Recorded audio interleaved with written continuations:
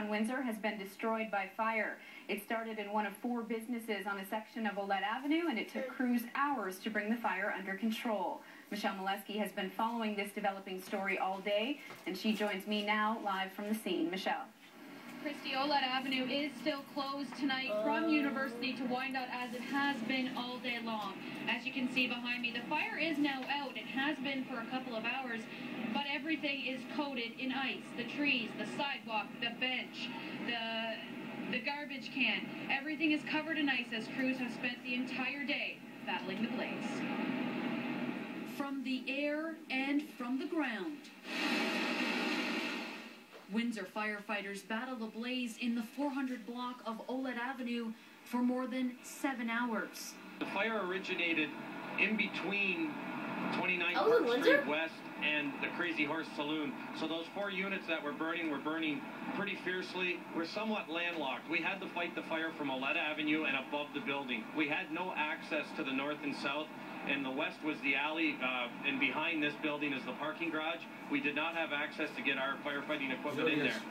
And once the roof collapsed down into the building and we couldn't work inside the building, it's been a difficult, stubborn fire, and it took us a while to gain control of it.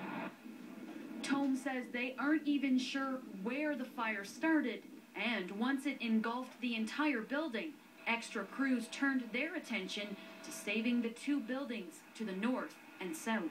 Were they successful? They were successful. There's smoke and water damage to both the north and south units, but the fire crews did prevent the fire from extending into either one of those units. Is that better than fire damage? Yes, it is. That can be cleaned, and we can use the equipment to dry the buildings out. The fire is a lot harder to deal with because the smell of the smoke gets into a lot of the areas. I was aware of the fire, and as I was setting up, the smell was just so heavy and overcoming that I started feeling sick. So I just had to close up and call it a day, I think, like a few people. Including dozens of restaurants, the Downtown Revenue Canada office, Scotiabank, and the post office, which is now closed until further notice.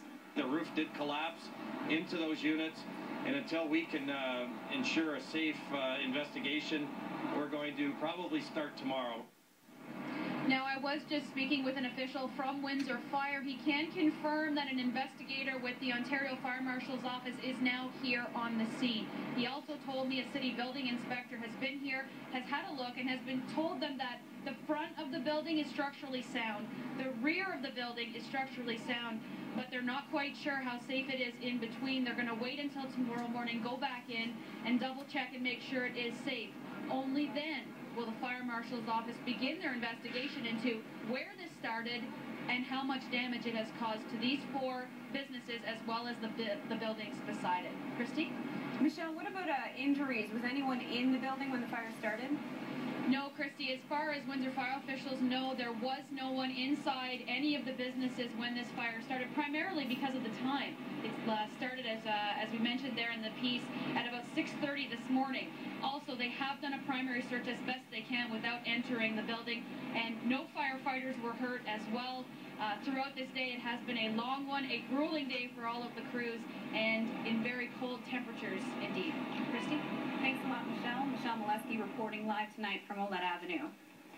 2 people are in police custody